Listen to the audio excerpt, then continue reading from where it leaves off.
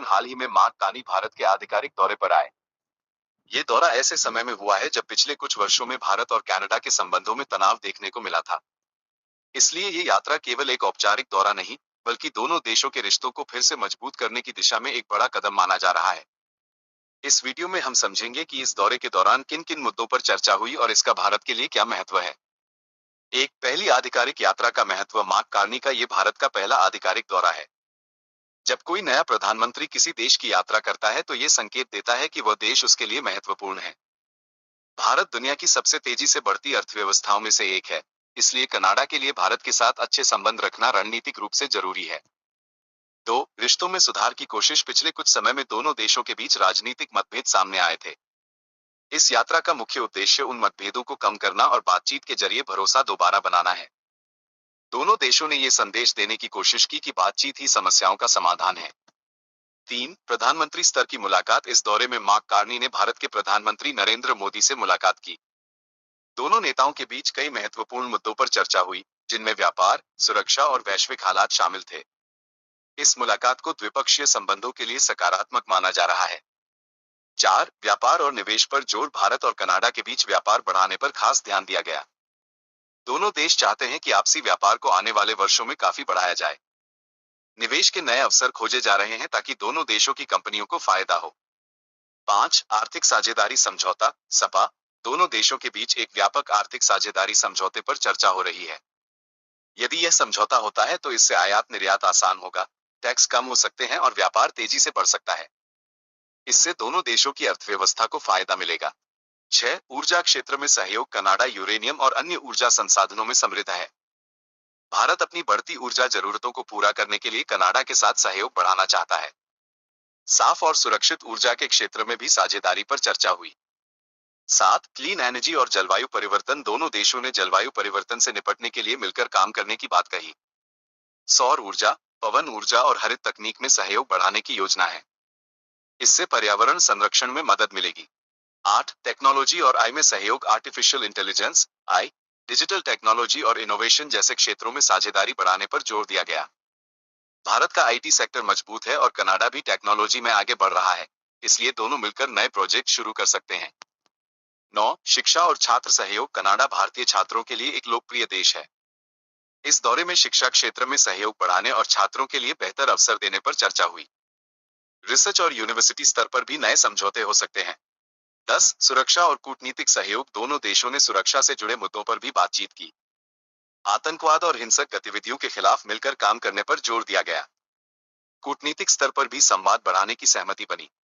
11, प्रवासी भारतीयों की भूमिका। कनाडा में बड़ी संख्या में भारतीय मूल के लोग रहते हैं। ये समुदाय दोनों देशों के बीच एक मजबूत पुल का काम करता है। इस दौरे में प्रवासी भारतीयों की सकारात्मक भूमिका को भी सराहा गया। 12, कृषि और खाद्य सहयोग। कृषि क्षेत्र में भी साझेदारी बढ़ाने की बात हुई। कनाडा कृषि तकनीक और अनाज उत्पादन में मजबूत है, जबकि भारत कृषि बाजार के रूप में बड़ा है। इससे किसानों और व्यापारियों को फायदा हो सकता है। 13, रक्षा सहयोग। रक्षा क्षेत्र में तकनीकी सहयोग और जानकारी साझा करने पर चर्चा हुई।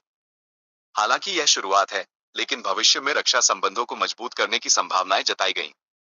14, वैश्विक मुद्दों पर साझा रुख। दोनों देशों ने अंतर्राष्ट्रीय मंचों पर मिलकर काम करने की बात कही। वैश्विक शांति, आर्थिक स्थिरता और जलवायु जैसे मुद्दों पर सहयोग बढ़ाने पर सहमति बनी। 15, भविष्य की दिशा। इस दौरे का सबसे बड़ा संदेश ये है कि दोनों देश पुराने विवादों को पीछे छोड़कर भविष्य की ओर देखना चाहते हैं। व्यापार, तकनीक और शिक्षा के क्षेत्र में सहयोग बढ़ाकर संबंधों को नई दिशा देने की कोशिश की जा रही है। निष्कर्ष, कुल मिलाकर मार्क कार्नी का भारत दौरा भारत कनाडा संबंधों के लिए एक महत्वपूर्ण मोड़ साबित हो सकता है। ये यात्रा केवल औपचारिक मुलाकात नहीं थी, बल्कि आर्थिक, राजनीतिक और रणनीतिक साझेदारी को मजबूत करने की दिशा में एक बड़ा कदम है। प्रश्न 1, भारत और कनाडा के बीच राजनयिक संबंध किस वर्ष स्थापित हुए थे? ए 1945, बी 1947, सी 1950, डी 1955। उत्तर बी 1947। प्रश्न 2, हाल ही में भारत दौरे पर आए कनाडा के प्रधानमंत्री कौन हैं? A Justin Trudeau, B Stephen Harper, C Mark Carney. D Paul Martin. उत्तर सी मार्क कार्नी। प्रश्न 3, कनाडा की राजधानी कौन सी है? A Toronto, B Vancouver, C Ottawa, D Montreal उत्तर सी ओटावा। प्रश्न 4। भारत और कनाडा के बीच प्रस्तावित व्यापार समझौते का नाम क्या है? ए नाफ्टा, बी सीपा, सी साफ्टा, डी आसियान पैक्ट। उत्तर बी सीपा। प्रश्न 5। कनाडा किस संसाधन के लिए प्रसिद्ध है जो भारत के परमाणु ऊर्जा क्षेत्र में उपयोगी है? ए कोयला, बी पेट्रोलियम, सी यूरेनियम, डी सोना। उत्तर सी यूरेनियम। प्रश्न 6। कनाडा किस महाद्वीप में स्थित है? ए यूरोप, बी एशिया, सी उत्तर अमेरिका, डी दक्षिण अमेरिका। उत्तर सी उत्तर अमेरिका। प्रश्न 7। कनाडा में बड़ी संख्या में बसे भारतीय समुदाय को सामान्यतः क्या कहा जाता है? ए एनआरआई, बी प्रवासी भारतीय, सी पीआईओडी उपरोक्त सभी। उत्तर डी उपरोक्त सभी। प्रश्न 8। भारत और कनाडा के संबंधों में हाल के वर्षों में विवाद मुख्य रूप से किस मुद्दे पर हुआ? ए व्यापार कर, बी खेल प्रतियोगिता, सी सुरक्षा और अलगाववाद, डी जलवायु परिवर्तन। उत्तर सी सुरक्षा और अलगाववाद। प्रश्न 9। भारत और कनाडा के बीच सहयोग का प्रमुख क्षेत्र कौन सा है? ए कृषि, बी शिक्षा, सी ऊर्जा, डी उपरोक्त सभी। उत्तर डी उपरोक्त सभी। प्रश्न 10। कनाडा भारतीय छात्रों के लिए लोकप्रिय क्यों है? ए उच्च गुणवत्ता की शिक्षा, बी बेहतर रोजगार अवसर, सी बहुसांस्कृतिक समाज, डी उपरोक्त सभी। उत्तर डी उपरोक्त सभी। प्रश्न 11। सीपा का पूरा नाम क्या है? A comprehensive economic partnership agreement, B common energy policy agreement, C central export promotion act, D cooperative education program act. उत्तर A comprehensive economic partnership agreement. प्रश्न 12। कनाडा की संसद किस शहर में स्थित है? A Toronto, B Ottawa, C Vancouver, D Quebec. उत्तर इस टू बी ओटावा। प्रश्न 13। भारत और कनाडा के बीच उभरता हुआ नया सहयोग क्षेत्र कौन सा है? ए कृत्रिम बुद्धिमत्ता, ओएआई, बी साइबर सुरक्षा, सी अंतरिक्ष अनुसंधान, डी उपरोक्त सभी।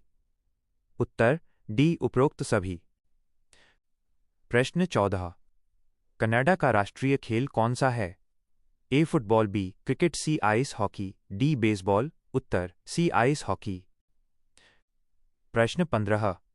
भारत और कनाडा दोनों किस अंतर्राष्ट्रीय समूह के सदस्य हैं? ए नेटो, बी G7, सी G20, डी ओपेक। उत्तर सी G20। प्रश्न 16। भारत कनाडा व्यापार में प्रमुख भारतीय निर्यात क्या है? ए फार्मास्यूटिकल्स, बी टेक्सटाइल, सी मशीनरी, डी उपरोक्त सभी। उत्तर डी उपरोक्त सभी। प्रश्न 17। कनाडा के वर्तमान प्रधानमंत्री मार्क कार्नी किस देश के नागरिक हैं? A America, B Britain, C Canada, D Australia. उत्तर सी कनाडा। प्रश्न 18। भारत और कनाडा के बीच परमाणु सहयोग समझौता किस वर्ष हुआ था? ए 2005, बी 2010, सी 2015, डी 2020। उत्तर बी 2010। प्रश्न 19। कनाडा में सबसे अधिक भारतीय मूल के लोग किस प्रांत में रहते हैं? ए ओंटारियो, बी ब्रिटिश कोलंबिया, सी अल्बर्टा, डी क्यूबेक। उत्तर ए ओंटारियो।